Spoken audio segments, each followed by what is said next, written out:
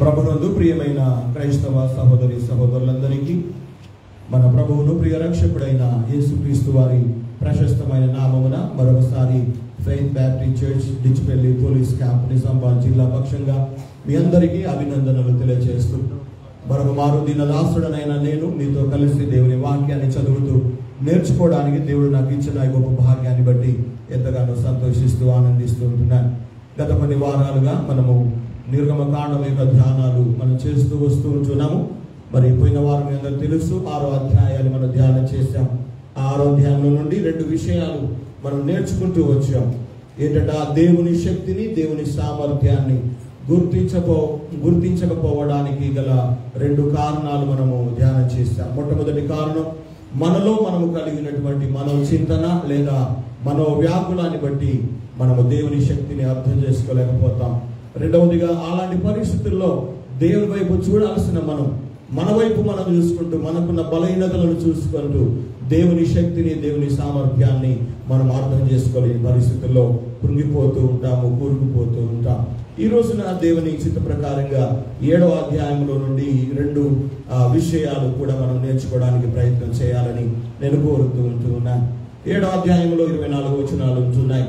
ఈ 24 వచనాలు మనం ధ్యానం చేయలేం, కానీ 8వ వచనం నుండి 24 వరకుల భాగంలో మోషే ద్వారా దేవుడు అక్కడ కొన్ని కార్యాలు, కొన్ని సూచక క్రియలు జరిగించినట్టుగా ఆ వచనాల్లో రాయబడి ఉంటుంది. కానీ మనం నేర్చుకోబోయేటువంటి భాగం ఏంటంటే, దయచేసి 1 నుండి 7 వచనాల వరకు గల భాగాన్ని మనం ధ్యానం చేయబోతున్నాం. దాంట్లో నుండి 2 విషయాలు మరి వీరంత తక్కువ సమయంలో మనం నేర్చుకోవడానికి ప్రయత్నం చేద్దాం. ఇశ్రాయేలు ప్రజలను ఐగుప్తు యొక్క బానిసత్వములో నుండి విడిపించాలని దేవుడు ఉద్దేశించి వారికి నాయకత్వం వహించడానికి మోషే మరియు అహరోనులను ఎన్నుకుంటాడు. వారిని బలపరిచి, వారిని ఆదరించి, వారిని పిలిచి వారిని ఐగుప్తు దేశానికి పంపుతాడు.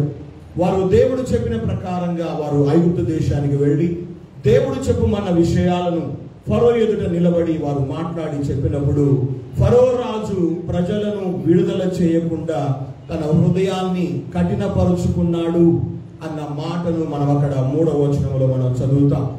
ఫరో తన హృదయాన్ని కఠినపరుచుకున్నాడు అని అనడం కంటే, దేవుడే ఫరో రాజు హృదయాన్ని కఠినం చేశాడు అన్న సత్యం ఆ వచనములో అక్కడ మనం చదువుతూ ఉంటాం. అయితే ఇక్కడ దేవుడు ఎందుకు ఫరో రాజు హృదయాన్ని కఠినపరిచాడు? ఇక్కడ మనము మోషే అహరోనులను మనము ధ్యానం చేయాలి. వారు వాళ్ళ పనుల్లో వారు ఉన్నప్పుడు, వాళ్ళ పనులు వాళ్ళు చేసుకుంటున్నప్పుడు దేవుడు వాళ్ళను పిలిచి, నేను మిమ్మల్ని ఐగుప్తు దేశానికి పంపాలనుకుంటున్నాను, అక్కడి నుండి నా ప్రజలను మీరు విడిపించి తీసుకొని రావాలి, నేను మీకు తోడుగా ఉంటాను, మీరు వెళ్ళి వారిని విడిపిస్తారు, నేను చూయించేటువంటి ఆ కొండ మీద మనం అందరం కలిసి దేవుణ్ణి ఆరాధిస్తారు మీరు అని దేవుడు చెప్పి పంపుతాడు. ఆ మాటలు నమ్మినటువంటి మోషే అహరోనులు దేవుని పనిని, దేవుని భారాన్ని తమ భుజాల మీద వేసుకొని దేవుడు చెప్పిన పనికి వారు ఉపక్రమించి వారు ఐగుప్తు దేశానికి వెళ్ళిపోతారు. దేవుడు వాళ్ళను పంపిన చోటికి వారు వెళ్ళారు, చెప్పుమన్న మాటలు చెప్పారు, వాళ్ళ పని అయిపోయింది. ఇక చేస్తానన్న దేవుని పని దేవుడు చేయాల్సి ఉంది. అయితే ఇక్కడ చేస్తానన్న దేవుడు పని చేయడం లేదు, ఆ కార్యం జరగలేదు. పైగా దేవుడు జనులను పోనీయకుండా రాజైన ఫరో హృదయాన్ని కఠినం చేశాడు దేవుడు. అయితే రాజైన ఫరో హృదయాన్ని కఠినం చేస్తానని మోషేను పంపకముందే మోషేకు చెప్తాడు దేవుడు. మోషేను పంపకముందే చెప్తాడు. 4వ అధ్యాయం 21వ వచనంలో ఆ మాట ఉంటుంది. అంత మాత్రమే కాదు, 7వ అధ్యాయంలో 3 సార్లు ఉంటుంది. అదేవిధంగా 8వ అధ్యాయం 15వ వచనంలో ఉంది, 8వ అధ్యాయం 32వ వచనంలో ఉంది, 9వ అధ్యాయం 12వ వచనంలో ఉంది, 10వ అధ్యాయం 27వ వచనంలో ఉంది, 11వ అధ్యాయం 10వ వచనంలో 13వ వచనంలో ఉంది, 15వ అధ్యాయం 15వ వచనంలో ఉంటుంది, 14వ అధ్యాయంలో 4వ వచనము, 8వ వచనము, 17వ వచనంలో కూడా చూస్తే దేవుడు రాజైన ఫరో హృదయాన్ని కఠినపరిచాడు అన్న మాటలు మనకు అక్కడ కనిపిస్తాయి. ఎందుకు దేవుడు రాజైన ఫరో హృదయాన్ని కఠినపరిచాడు?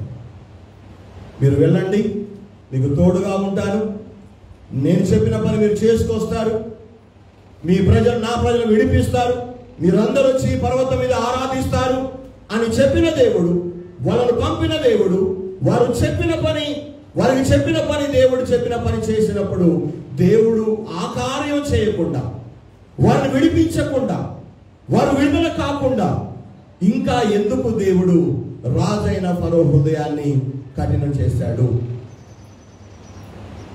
కఠినం చేసినప్పుడు ఏమన్నాడు రాజు?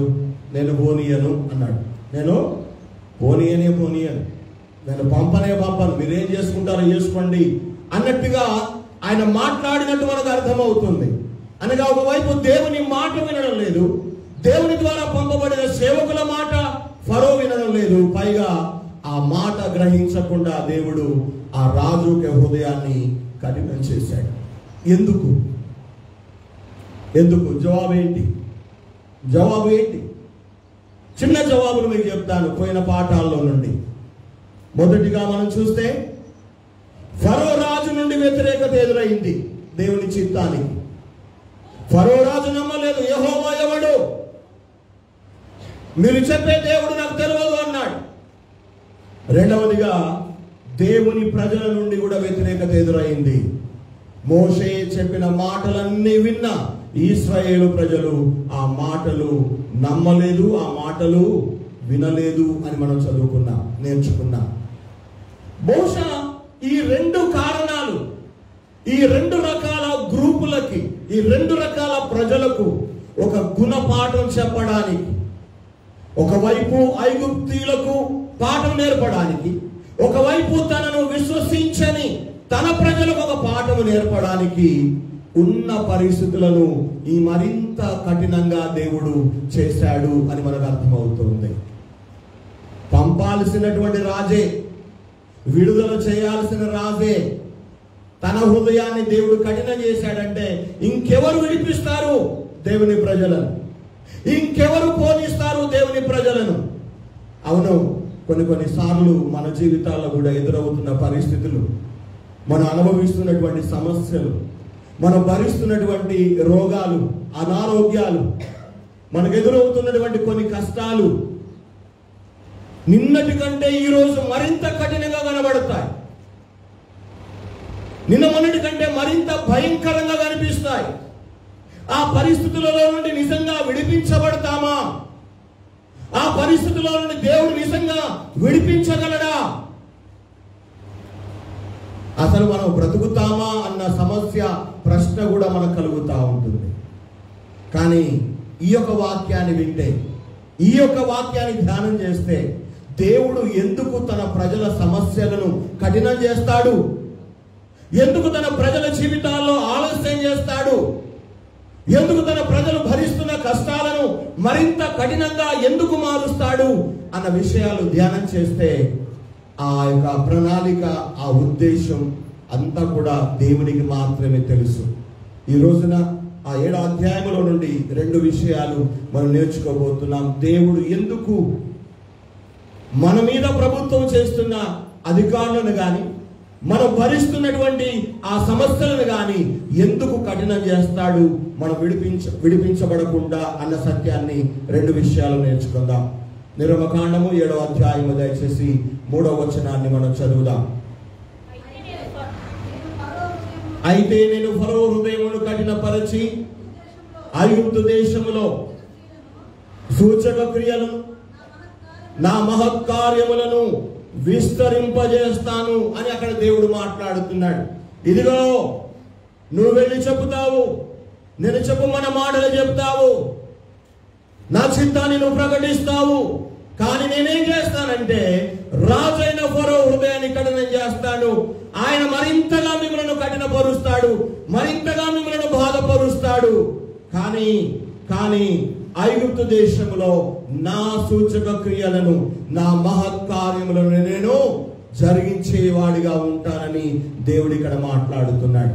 అంటే ఐగుప్తు దేశంలో దేవుడు తన సూచక కార్యాలు, తన అద్భుత కార్యాలు జరిగించడానికి, తన మహత్తును చూపడానికి, తన శక్తిని చూపించడానికి, తన సామర్థ్యాన్ని వారికి చూపించడానికి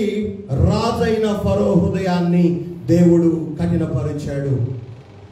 నేను ఇంత బాధలో ఉంటే దేవుడు తక్కువ చేయడానికి బదులుగా ఇంకా ఎందుకు ఎక్కువ చేశాడు? ఉన్న దుఃఖము కంటే ఈ దుఃఖాన్ని మరింత ఎక్కువ ఎందుకు చేశాడు? ఉన్న సమస్యల కంటే సమస్యలు ఇంకా ఎందుకు ఎక్కువ చేశాడు అని మనకు ప్రశ్న రావచ్చు. దానికి జవాబు ఏంటంటే, దేవుడే చెప్తున్నాడు, ఈ దేశంలో మనం ఉన్నప్పుడు, మన ఎదురవుతున్న సమస్యలు మనం బాధపడుతున్నప్పుడు, మన సమస్యలు ఇంకా కఠినము చేయబడుతూ ఉన్నప్పుడు, మరింత ఎక్కువగా దుఃఖము కలుగుతూ ఉన్నప్పుడు, మరింత ఎక్కువగా సమస్యల్లో కూరుకుపోతూ ఉన్నప్పుడు, నీవు నేను మనం తెలుసుకోవాల్సిన విషయం ఏంటంటే, దేవుడు తన సూచక క్రియలను, తన అద్భుతాలను ఆయన జరిగించబోతూ ఉన్నాడు. హల్లెలూయా. తన మహత్తును, తన మహిమను చూపబోతూ ఉంటున్నాడు అన్న సత్యాన్ని మనం నేర్చుకోవాలి, గ్రహించాలి. ఎందుకు దేవుడు ఐగుప్తు దేశంలో సూచక కార్యాలు చేయాలనుకుంటున్నాడు? ఎందుకు ఆ దేశంలో ఆయన మహత్కార్యములను జరిగించాలనుకుంటున్నాడు అంటే, వాక్య ప్రకారంగా మనం చూస్తే దేవుడు జరిగించే ప్రతి కార్యము కూడా, దేవుడు చేసే ప్రతి అద్భుతము కూడా, దేవుడు చేసే ప్రతి సూచక క్రియ కూడా దేవుని మహిమను బయలుపరిచేవిగా ఉంటాయి. దేవుని నామానికి మహిమ కలుగును గాక. రెండవదిగా ఆయన మహిమను బయలుపరచడమే కాదు గాని, ఆ సూచక క్రియల ద్వారా, దేవుడు చేయబోయే అద్భుతాల ద్వారా దేవుని యందు విశ్వాసం ఉంచడానికి ఆ దేవుడు జరిగించే అద్భుత కార్యాలు మనకు సహాయపడుతూ ఉంటాయి.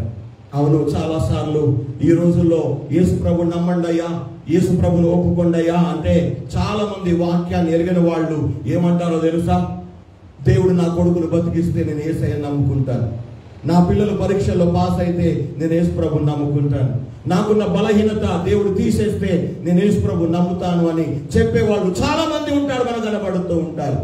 కానీ సూచక క్రియలు చేయడంలో గల దేవుని ఉద్దేశం ఏంటంటే, తన మహిమను బయలుపరుచుకోవడమే కాదు, జరుగుతున్నటువంటి దేవుని అద్భుతాల ద్వారా దేవుని యందు విశ్వాసం ఉంచడానికి దేవుడు కొన్నిసార్లు మన చుట్టూరా ఉన్న పరిస్థితులను భయంకరంగా మారుస్తాడు, కఠినంగా చేస్తాడు. మీకు ఒక విషయాన్ని జ్ఞాపకం చేయాలనుకుంటున్నా. బైబిల్లో నుండి షడ్రకు మేషకు అబేద్నెగోలు బబులోను దేశంలో ఉన్నప్పుడు ఆ నెబుకద్నెజరు రాజు నిలబెట్టిన ఆ ప్రతిమకు, ఆ విగ్రహానికి ఆరాధన చేయమని రాజాజ్ఞ బయలుదేరినప్పుడు ఈ షడ్రకు మేషకు అబేద్నెగోలు ఆ విగ్రహానికి ఆరాధన చేయరు, పూజించరు ఆ విగ్రహాన్ని. అప్పుడు రాజు ఏమంటాడు తెలుసా?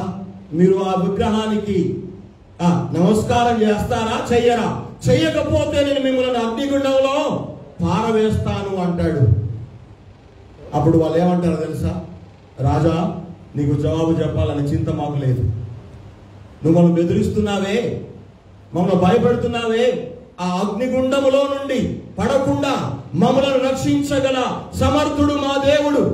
కానీ ఒకవేళ రక్షించకపోయినా, ఒకవేళ నీవు మమ్మల్ని అగ్నిగుండంలో వేసినా, నువ్వు నిలబెట్టిన ఆ విగ్రహానికి, ఆ ప్రతిమకు మేము పూజించము అంటారు. అయితే అగ్నిగుండం అప్పుడే చేయబడిపోయింది, చేసేసారు. మరి ఉన్న ఫలాన్ని వాళ్ళ అగ్నిగుండంలో వేయొచ్చు కదా. ఎప్పుడు వేశాడు రాజు వాళ్ళను?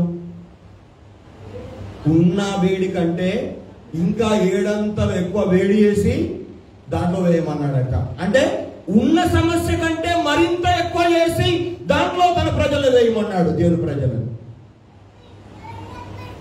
దేవుడు తెలియదా?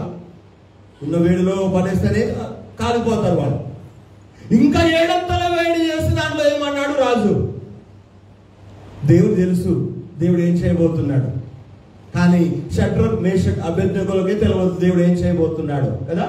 చాలా సార్లు మనం అనుకుంటాం, మనం అనుభవిస్తున్న కష్టాలు, మనం భరిస్తున్నటువంటి బాధలు, మనకు ఎదురవుతున్నటువంటి సమస్యలు, మూలుగుతున్నటువంటి అనారోగ్యము, ఇదొక జ్ఞాపకం చేశాను సునంద, ఏం చేయాలో అర్థం కావడం లేదు. నిజమే, నీకెదురవుతున్న సమస్యల ఆ కఠినత్వాన్ని బట్టి, నువ్వు భరిస్తున్న యొక్క దుఃఖాన్ని బట్టి నీవు ఏం చేయాలో నీకు తెలియదు, నేనేం చేయాలో నాకు తెలియదు, మనం ఏం చేయాలో కూడా మనకు తెలియదు. కానీ ఏం చేయాలో దేవునికి బాగా బాగా తెలుసు. మనకు కొంచెమే తెలుసు, కానీ దేవునికి అన్నీ తెలుసు. దేవునికి అంతా తెలుసు. దేవుడు అంటున్నాడు, నేను ఫరో రాజు హృదయాన్ని కఠినం చేస్తా, ఆయన మిమ్మల్ని ఇంకా కఠినంగా బాధ పెడతాడు, ఇంకా ఇంకా బాధ పెడతాడు, ఇంకా భారం పెడతాడు, ఇంకా దెబ్బలు ఎక్కువ తగులుతాయి. ఎందుకు? ఇదిగో నేను ఐగుప్తు దేశంలో నా సూచక్రియలు చేయబోతున్నా, నా మహత్కార్యములను విస్తరింప చేయబోతూ ఉన్నాను అని దేవుడు అక్కడ మాట్లాడుతున్నాడు. కేవలం నీ జీవితంలో దేవుడు కార్యాలు చేయడానికి, నీవు ఇంకా బలమైన విశ్వాసం ఆయన యందు ఉంచడానికే దేవుడు కొన్నిసార్లు మనకున్న పరిస్థితులను కఠినం చేసే అవకాశము ఉంది అని ఇక్కడ మనం నేర్చుకుంటూ ఉన్నాం. యోహాను సువార్త 2వ అధ్యాయం 11 వచనము 23వ వచనం చదివితే దేవుడు ఎందుకు సూచక్రియలు చేస్తాడో అక్కడ మనకు స్పష్టంగా జవాబు దొరుకుతుంది. చదువుదామా? గలిలయలోని కానాలో యేసు ఈ మొదటి సూచక క్రియలు చేసి తన మహిమను బయలుపరుచుకున్నాడు. అందువలన ఆయన శిష్యులు ఇక్కడ కానాలో దేవుడు ఒక సూచక క్రియ చేశాడు. ఎందుకు చేశాడు అంటే తన మహిమను బయలుపరచడానికి చేశాడు. ఆ సూచక క్రియ చేసి తన మహిమను బయలుపరుచుకున్నాడు గనుక అందువలన ఆయన శిష్యులు ఆయన యందు విశ్వాసం ఉంచారు. అంటే దేవుడు సూచక క్రియలు ఎందుకు మన జీవితాల్లో చేస్తాడు, లేదా ఎందుకు మన పరిస్థితులు కఠినం చేస్తాడు అంటే తన మహిమను బయలుపరుచుకోవడానికి సూచక్రియలు చేస్తాడు. ఎందుకు అంటే మనం ఇంకా ఎక్కువగా ఆయనలో విశ్వాసము ఉంచడానికి సూచక్రియలు చేస్తాడు. నీ జీవితంలో ఇందాక సాక్ష్యం ఇచ్చింది ఎవరు? పుష్ప. నా కొడుకు బండరాయి కింద పడకుండా దేవుడు కాపాడాడు. అది దేవుని యొక్క క్రియ, దేవుని కార్యం. పుష్ప ఏం చేయాలి? దేవుడు కృప చూపాడు గనుక, తప్పించాడు గనుక దేవునిలో మరింత విశ్వాసాన్ని పెంచుకొని బ్రతకాలి. మేరేమో సాక్ష్యం ఇచ్చింది. తన కుమారుని విషయంలో మందులు కూడా మేమేం వాడలేదు కానీ దేవుడు బాగు చేశాడు అని. అదొక కార్యం, దేవుని కార్యం. ఏం చేయాలి? దేవా, నీవు నీ మహిమను బయలుపరిచావు గనక నీ అందరి ఇంకా మరింత ఎక్కువ విశ్వాసాన్ని కలిగి ఉంటాను అనే ఒక తీర్మానం ఆ బిడ్డ చేసుకోవాలి. ఈ విధంగా దేవుడు జరిగించే ప్రతి సూచక క్రియలు, ఎందుకంటే తన మహిమను బయలుపరుచుకోవడమే కాదు, ఆయన యందు ఆయన బిడ్డలమైన మనము విశ్వాసము కలిగి ఉండడానికి దేవుడు కార్యాలు చేస్తాడు. ఎందుకంటే ముందే జ్ఞాపకం చేశా, ఫరో వ్యతిరేకించాడు దేవుని చిత్తాన్ని వ్యతిరేకించాడు. దేవుని ప్రజలైన వారు కూడా పంపబడ్డ వాళ్ళని నమ్మలేదు, దేవుడు చెప్పమన్న మాటలు విని కూడా ఆ మాటలు నమ్మలేదు కనుక వారు తన యందు విశ్వాసం ఉంచడానికి ఫరో రాజు హృదయాన్ని కఠినపరిచి దేవుడి కార్యాలు చేస్తానంటూ ఉన్నాడు. దయచేసి అదే యోహాను సువార్త 2వ అధ్యాయం 23వ వచనాన్ని కూడా చూస్తారా?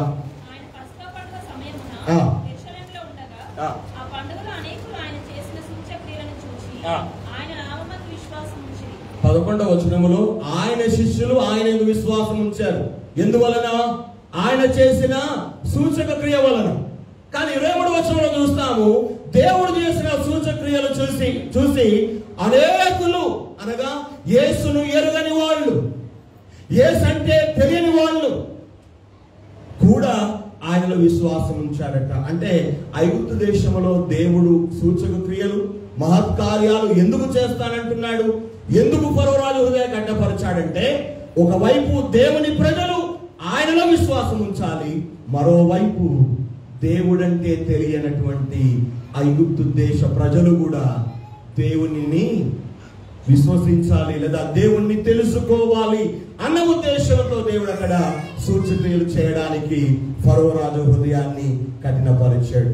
తర్వాత అధ్యాయాల్లో ఆ కింది వచనం ముందుగా చెప్పాను, 8వ వచనం నుండి 24 వరకు కూడా మోషే తన కర్రను పారేస్తే పాము అవుతుంది. ఐగుప్తు దేశంలో ఉన్న మాంత్రికులు కూడా తమ కర్రలు పారవేసి పాములను చేస్తారు. అయితే పాముగా మార్చబడిన మోషే కర్ర ఆ ఐగుప్తు దేశం వాళ్ళు చేసిన పాములన్నీ కూడా ఏం చేస్తుంది? మింగేస్తుంది కదా, మింగేసేస్తుంది. తర్వాత అలా కొన్ని కార్యాలన్నీ కూడా మోషే ద్వారా జరిగిస్తూ వచ్చినట్టుగా చూస్తాము. తర్వాత అధ్యాయాలు మనం నేర్చుకునే పాఠాల్లో కూడా దేవుడు ఎలాంటి మహత్కార్యాలు చేశాడో, ఎలాంటి సూచక్రియలు చేశాడో రానున్న పాఠాలు మనం నేర్చుకుంటా ఉంటాం. కానీ ఇవన్నీ కూడా ఎందుకు చేస్తున్నాడు అంటే ఐగుప్తు దేశ ప్రజలు, అదేవిధంగా తన ప్రజలు తన యందు విశ్వాసం ఉంచడానికి, తన మహత్తును, తన శక్తిని వాళ్ళు గ్రహించడానికి ఈ కార్యాలు చేయనట్లుగా దేవుడే రాజైన ఫరో హృదయాన్ని కఠినం చేశాడు. ఆ రానున్న అధ్యాయాల్లో చూసినట్టయితే వడగండ్లు పడే సమయంలో, వడగండ్లు పడతాయని మోషే ద్వారా దేవుడు చెప్పినప్పుడు ఇశ్రాయేలు ప్రజలే కాదు, ఐగుప్తీయులు కూడా దేవుని మాట విన్నారట. నిర్గమకాండం 9వ అధ్యాయం 19-20 వచనాలు చదివి సహాయం చేయండి.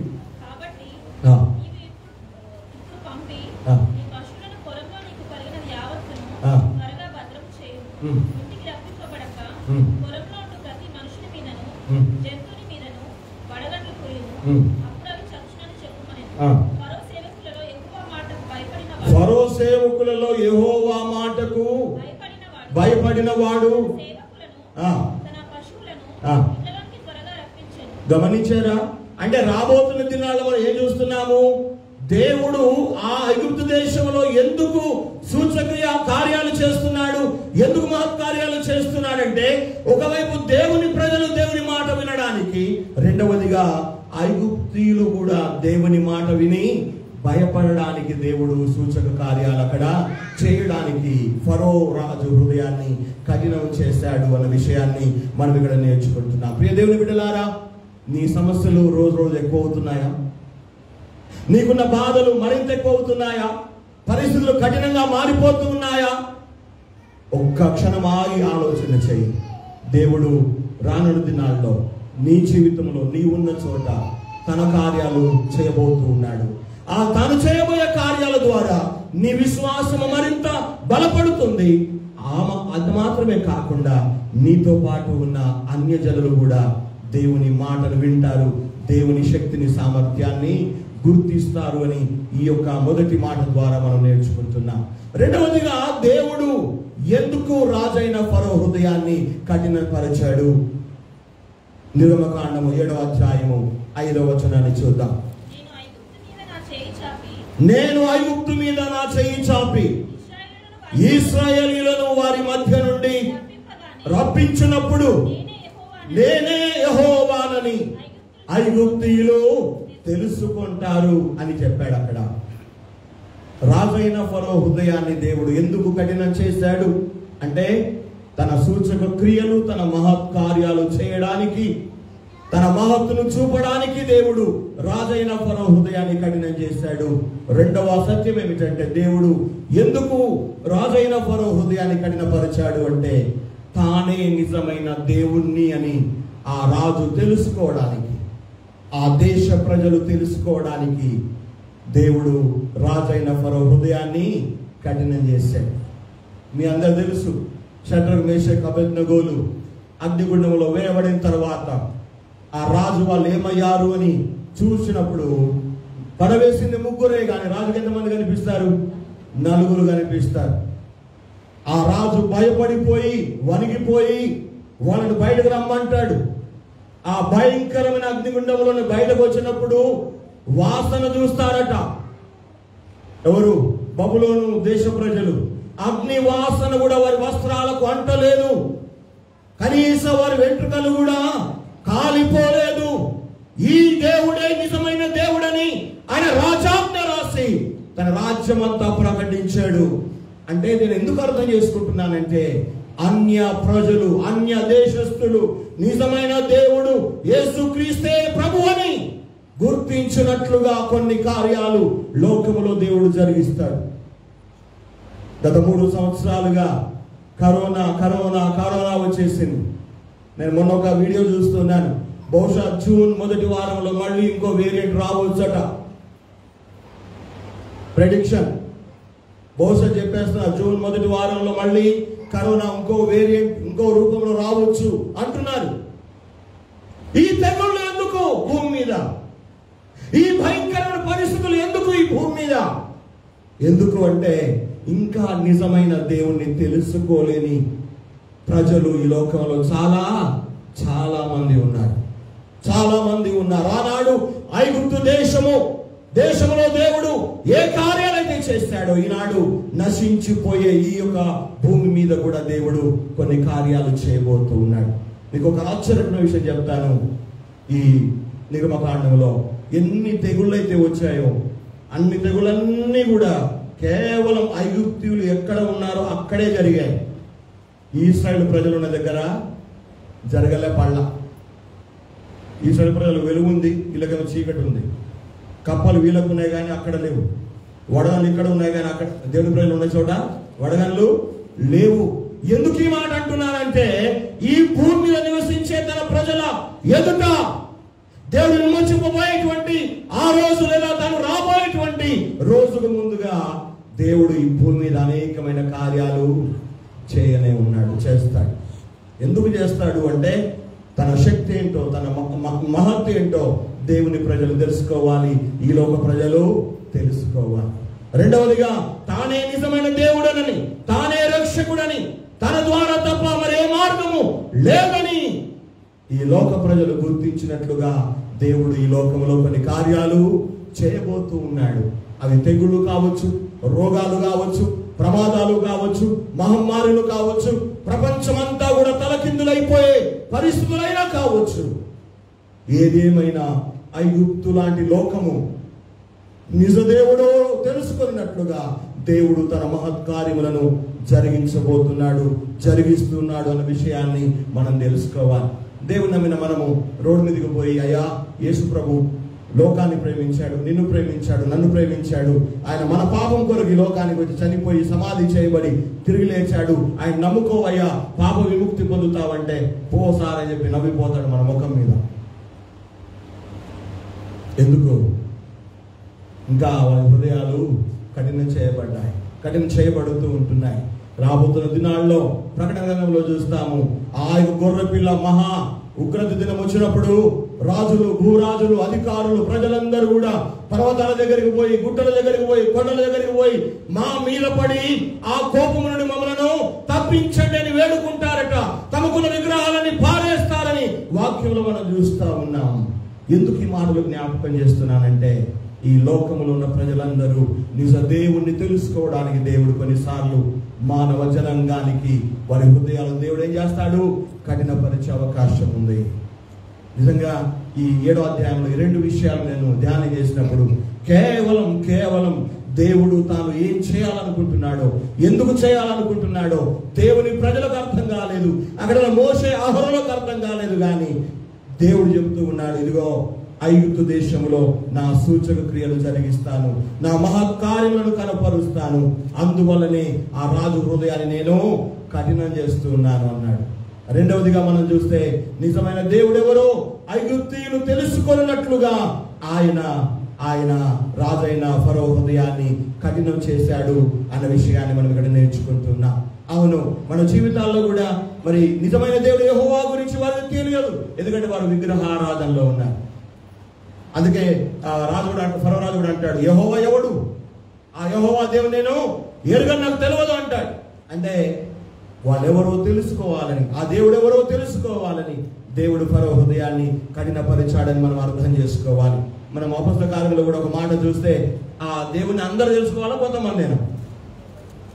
ఏమండి, అందరు తెలుసుకోవాలి, కొంతమందేనా? అందరూ తెలుసుకోవాలి. దయచేసి అపొస్తలుల కార్యములు 17వ అధ్యాయము 26-27 వచనాలు చదవండి. అపొస్తలుల కార్యములు 17:26-27. మరియు యావత్ భూమి మీద కాపురం ఉండుటకు ఆయన ఒకరి నుండి ప్రతి జాతి మనుషులను సృష్టించి, వారు ఒకవేళ దేవునిని తడువులాడి కనుగొందురేమో అని తనను వెదుగు నిమిత్తము నిర్ణయ కాలమును వారి నివాస స్థలం యొక్క పొలిమేరలను ఏర్పరిచాడు. దేవుడు మనుషులకు ఒక అవకాశాన్ని ఇస్తున్నాడు. తెగుల ద్వారా కావచ్చు, కష్టాల ద్వారా కావచ్చు, లేకపోతే ఇంకా వేరే వాటి ద్వారా కావచ్చు, కానీ యావత్ భూమి మీద కాపురం ఉండటకు ఆయన ఒకరి నుండి ప్రతి జాతి మనుషులను సృష్టించాడు. అయితే తాను సృష్టించిన మనుషులందరూ తనను తడువులాడి కనుగొనాలని దేవుడు ఆశపడుతున్నాడు. తనను తెలుసుకోవాలని దేవుడు ఆశపడుతున్నాడు. ఏ రకంగానైనా తన గుర్తించాలని దేవుడు కోరుతా ఉంటున్నాడు. చాలాసార్లు కష్టాలు ఉంటే తప్ప దేవుడు యాదికి రాడు మనుషులకు కదా.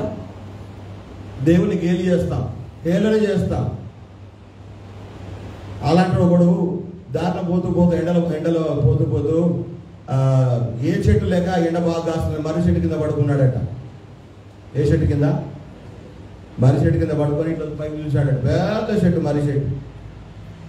దాని కాయలు ఎంత పెద్దగా ఉంటాయి? ఇట్లా కళ్ళు మూసుకుంటున్నాడు. టప్ మనకు కాయ పడ్డదట. అంటే ఆ కాయలు చూసి అనుకున్నాడట, దేవుడు ఇంత పెద్ద చెట్టు వేసాడు కానీ ఏ లాభం? కాయలు చిన్నగా పెట్టాడు పండు. అసలు దేవుడు బుద్ధే లేదు. పెద్ద చెట్టు పెద్ద పెద్ద కాయలు పెట్టాలా? సొరకాయ ఇంత పెద్ద కాయ ఉంటుంది, బీరకాయ ఇంత ఉంటుంది, గుమ్మడికాయ ఇంత ఉంటుంది. ఏ దేవుడు? అసలు దేవుడు బుద్ధి ఉందా అని అనుకున్నట్ట పడుకున్నాడట. మర్రి పండు టప్మని ఎత్తి మీద పడ్డదట. కళ్ళు తెరిచి చూశాడట. చూసి చెంపలు వేసుకొని, అబ్బో దేవా నన్ను క్షమించిన ఆయన, ఒకవేళ నేను అన్నట్టుగా పెద్ద కాయ ఉంటే ఈ పాడి నా తల పండులాగా పగిలిపోయేది అని చెప్పేసి ఆ దెబ్బలు వేసుకున్నాడు. చాలాసార్లు దేవుడు ఎందుకు ఇవన్నీ చేస్తున్నాడు? 19వ కీర్తనలో చూస్తాము కదా, ఈ సృష్టి అంతా కూడా రాత్రి రాత్రి బోధ చేస్తూ ఉంది. చదువుతారమ్మా మొదటి 2 వచనాలు. ఆకాశము దేవుని మహిమను వివరిస్తూ ఉన్నాయి, అంతరిక్షం ఆయన చేతి పనిని వివరిస్తూ ఉంది, పగటికి పగలు బోధ చేస్తూ ఉంది, రాత్రికి రాత్రి జ్ఞానము తెలుపుతుంది. ఎప్పుడైనా ఆలోచన చేసావా? కరెక్ట్ గా దేవుడు చెప్పే టైంగా తెల్లారుతుంది, దేవుడు చెప్పే సమయానికి సాయంకాలం అవుతుంది. ఎండాకాలం కరెక్ట్ గా ఎండాకాలంలోనే వస్తుంది, వర్షకాలం కూడా వర్షకాలంలో వస్తుంది, చలికాలం కూడా చలికాలంలోనే వస్తుంది. ఈ పళ్ళన్నీ కూడా సీజనల్ గా అన్ని పళ్ళు కాస్తూ ఉంటాయి. ఆకాశము, భూమి, పగలు, రాత్రి దేవుని యొక్క కార్యాలు వివరిస్తూ ఉండగా దేవుని తెలుసుకుంటున్నావా? ఎండాకాలం రాత్రి బయట మంచం వేసుకుని పడుకొని చూడు, ఆకాశం ఎంత నిర్మలంగా ఉంటుందో, చుక్కలు ఎంత అందంగా కనబడతాయో. ఇవన్నీ ఎవరు చేశారా అంటే ఎంత గొప్పగా చేశాడో, చేసిన వ్యక్తి ఇంకెంత గొప్పవాడో మనం అర్థం కావాలి. కానీ ఈనాడు ప్రజలు అవన్నీ అర్థం చేసుకోలేనటువంటి మూర్ఖత్వంలో ఉంటున్నారు. అందుకే దేవుడు కొన్నిసార్లు తెగుళ్ళు పంపుతున్నాడు, కరోనాను పంపుతున్నాడు, ఉగ్రత కురిపిస్తున్నాడు, లేకపోతే ఇంకా జబ్బులు చేస్తా ఉన్నాడు, లేకపోతే రకరకాల ప్రమాదాలు, సునామీలు, భూకంపాలు, రకరకాల సమస్యలు కలుగుతూ ఉన్నాయి. కానీ మానవుడు దేవుని వైపు తిరిగి రావడానికి ఇంకా ఇంకా ఇంకా ఇంకా ఆలోచన చేస్తున్నట్టుగా మనకు అర్థమవుతుంది. అందుకే కీర్తన గ్రంథము 100వ కీర్తన 3వ వచనంలో ఒక మాట రాస్తాడు అక్కడ భక్తుడు. కీర్తనలు 100 3వ వచనం, యెహోవాయే దేవుడని తెలుసుకొనుడి, ఆయనే మనను పుట్టించెను, మనము ఆయన వారము, మనము ఆయన ప్రజలము, ఆయన మేపు గొర్రెలము. యెహోవాయే దేవుడని తెలుసుకొనుడి. ఆయనే దేవుడు, మరే దేవుడు లేడు. ఆయనే రక్షించువాడు, మరెవడు రక్షించేవాడు లేడు. ఆయనే పాపాలు క్షమించేవాడు, పాపాలు క్షమించగలిగిన దేవుడు మరొకడు లేడు. ఈ రోజున ఈ దినాన ఈ భూమి మీద నివాసం చేస్తున్న ప్రియ దేవుని ప్రజలు, దేవుని బిడ్డలు, ఈ రోజున ఈ విషయాన్ని జ్ఞాపకం ఉంచుకోండి. దేవుని ప్రజలు ఐగుప్తు నుంచి విడిపించబడా, అదే దేవుని ప్రజలు ఈ లోకంలో నుండి కూడా విమోచన పొంది నిత్య రాజ్యమునకు వెళ్ళాలి.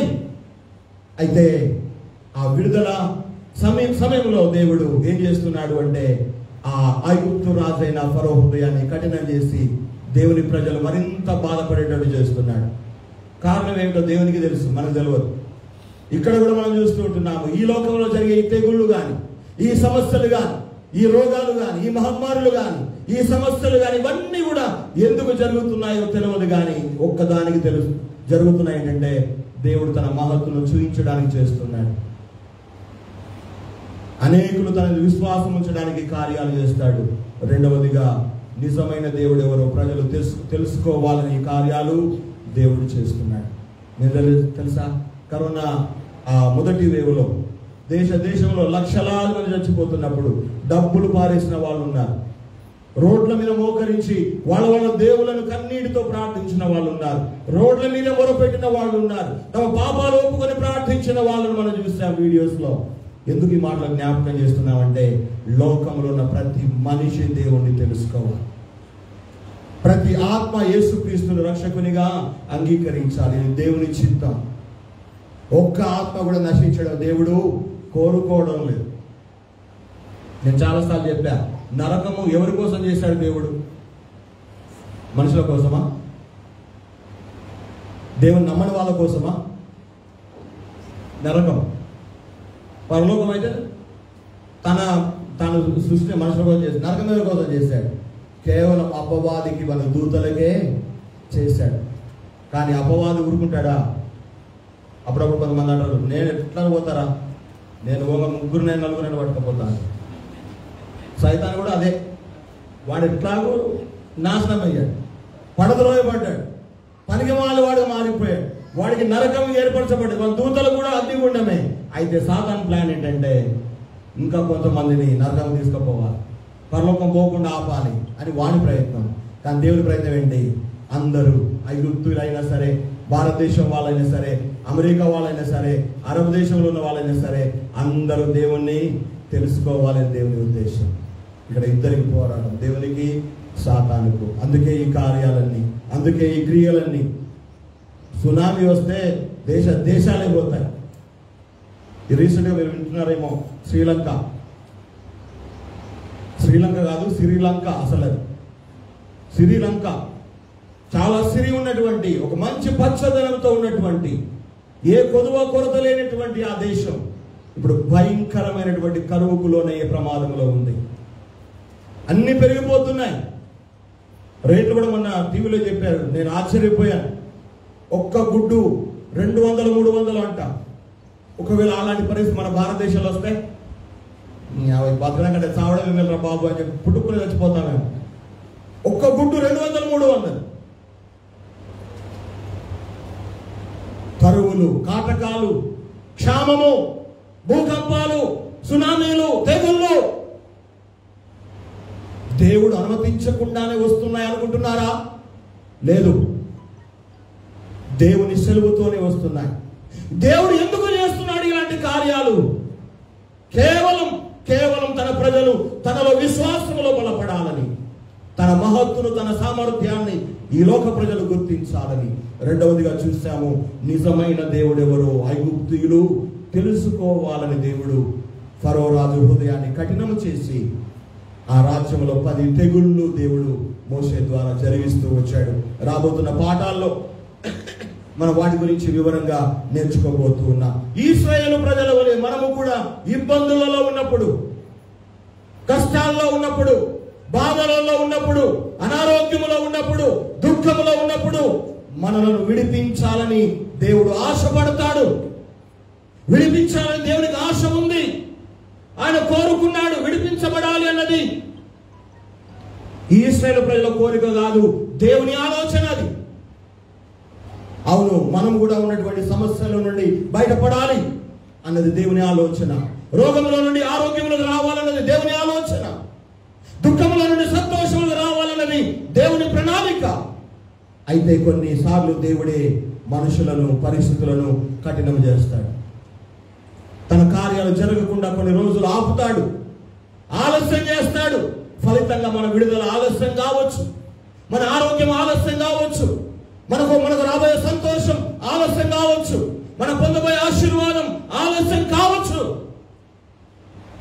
మనం ఆశించినట్లుగా మనం విడుదల పొందితే, ఆరోగ్యం పొందితే దేవుని కార్యం మన మట్టుకు మనకే తెలుస్తుంది. కానీ దేవుని గురించి, దేవుని కార్యాల గురించి మన జీవితాల ద్వారా ఇతరులు కూడా తెలుసుకోవాలని దేవుడు ఆశపడుతున్నాడు అని ఈ 2 సత్యాల ద్వారా మనకు అర్థమవుతుంది. చిన్న ఉదాహరణ, చిన్న భాగాన్ని, ఆ వాక్య భాగాన్ని ముగిస్తాను. యోహాను సువార్త 11వ అధ్యాయం మనందరికీ బాగా తెలుసు. అక్కడ ఒక చక్కని చిన్న కుటుంబం ఉంటుంది. మార్తా, మరియా, లాజరు. బెతనీ అనే గ్రామం వాళ్ళది. ఆ కుటుంబాన్ని యేసు ప్రభు ఎంతో ప్రేమించినాడు. ఆ అధ్యాయంలో మనం 2-3 వచనాలు చూస్తాం. మార్తా మరియలు లాజరు రోగిగా ఉన్నప్పుడు, నువ్వు ప్రేమించేవాడు రోగి అయి ఉన్నాడని యేసుక్రీస్తుకు కబురు పంపిస్తాడు. ఆ కబురు విన్నటువంటి యేసు ప్రభు తాను ఉన్న చోటనే 2 రోజులు ఉండిపోయినట్టుగా మనం చదువుతాం. ఆ కారణం చేత రోగిగా ఉన్న లాజరు చనిపోతాడు. అనుకున్న సమయానికి యేసయ్య రాలేదు అన్న ఉక్రోషం మార్తా మరియలను బాధపరుస్తుంది. సమాధి కార్యక్రమాలు కూడా అయిపోతాయి. ఆయన 4 రోజుల తర్వాత వస్తాడు. వచ్చి వాళ్ళ ఇంటికి వెళ్తాడు.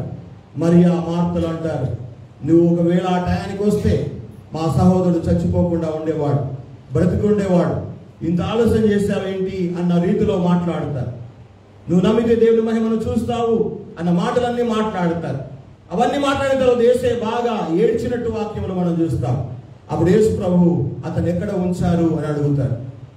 సమాధి చేశాం పలానా దగ్గర అనగానే పదండి అక్కడికి పోదామని చెప్పేసి యేసయ్య బయలుదేరుతాడు. యేసయ్యతో పాటు మార్త మరియలు బయలుదేరుతారు. వాళ్ళతో పాటు అక్కడ కూర్చున్న వాళ్ళందరూ కూడా ఒక గుంపుగా బయలుదేరి లాజరు సమాధి దగ్గరికి వెళతారు. ఇక్కడ ఆగుదాం కాసేపు. మార్త మరియలు కబురు పెట్టగానే యేసయ్య వచ్చి ఉంటే ఏమయ్యేది? కబురు పెట్టగానే వెంటనే యేసు ప్రభు వస్తే ఏమయ్యేది? వెంటనే వచ్చేవాడు, ఇంట్లోకి పోయేవాడు. లాజరు ఏమైంది? జ్వరం వచ్చిందా? జబ్బు చేసిందా? ఎందుకు బాధపడుతున్నావు? నేను వచ్చినా కదా లే అని చెప్పి చేయి పట్టుకోగా లేపగానే జ్వరం పోయేది, ఆ జబ్బు పోయేది.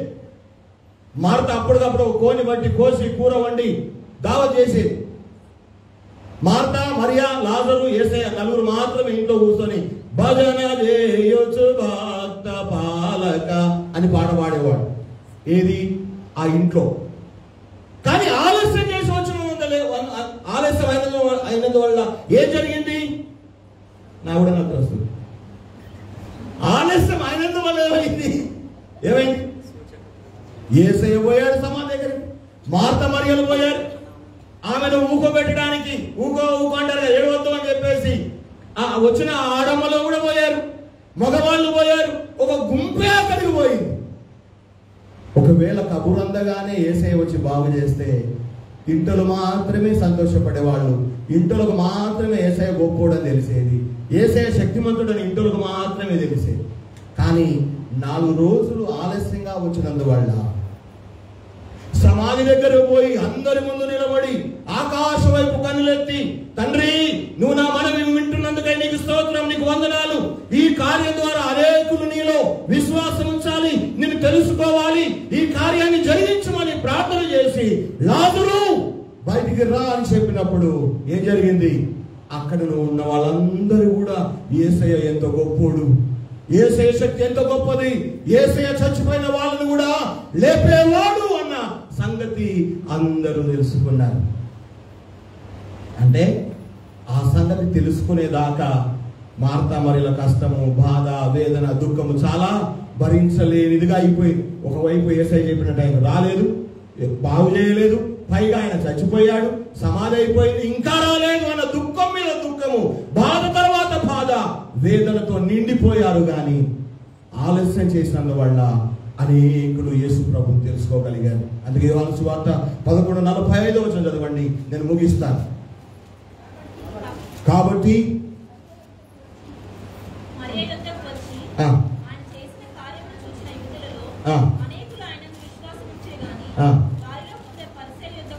చాలు, ఈ భాగంలో చూస్తున్నాము యేసు ప్రభు చేసిన ఈ కార్యాలు చూసిన అనేకులు యేసుక్రీస్తులో విశ్వాసము ఉంచారు. ఇంకో దగ్గర చెప్పబడింది, లోకమంతా ఆయన వెంట పోతుంది అని చెప్పారు. ఎవరు వెంట? యేసయ్య వెంట.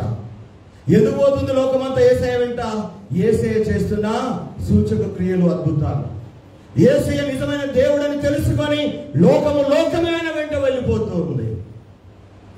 ఈ రోజున పరిస్థితులు కఠినంగా ఉన్నాయని, పరిస్థితులు భరించలేనంతగా ఉన్నాయని, పరిస్థితులు తట్టుకోలేకపోతున్నామని మనం భావించవచ్చు. కానీ దేవుడు ఎందుకు కఠినము అవడానికి అనుమతిస్తాడు అంటే కేవలం తన కార్యాలు చేసి తన ప్రజలు తన విశ్వాసం ఉంచడానికి, అనేకులు అన్యజనులు కూడా తనలో విశ్వాసం ఉంచడానికి అద్భుతాలు చేస్తాడు, పరిస్థితులు కఠినం చేస్తాడు. రెండవదిగా నిజమైన దేవుడు ఎవరో తెలుసుకోవడానికి దేవుడు మనకున్న పరిస్థితులు కొన్నిసార్లు ఏం చేస్తాడు? కఠినం చేస్తాడు. నీ పరిస్థితులు రోజు రోజు కఠినంగా మారుతున్నప్పుడు, కఠినంగా మార్చబడుతున్నప్పుడు దేవుని దూషించక, దేవునిపై సనుగు కొనక, దేవునికి దూరం కాక, మరింత దేవునికి దగ్గరగా జీవిస్తూ ఆయన మీద ఆనుకొని ఆయన చేసే కార్యాల కొరకు వేచి ఉండు. నీ కళ్ళెదుట తాను అనుకున్న మహత్కార్యాలు చేసి నీ శత్రువుల ముందే నిజ దేవుడిగా రూపించబడి నిన్ను తోడుకొని నీకు విడుదల ఇచ్చి తాను వాగ్దానం చేసిన దేశానికి తీసుకువెళతాడు. అటు కృప, అటువంటి జీవితం, అనుభవం పరిశుద్ధాత్మ దేవుడి మాటలు వింటున్న మనందరికీ దయచేయును గాక. ఆమేన్.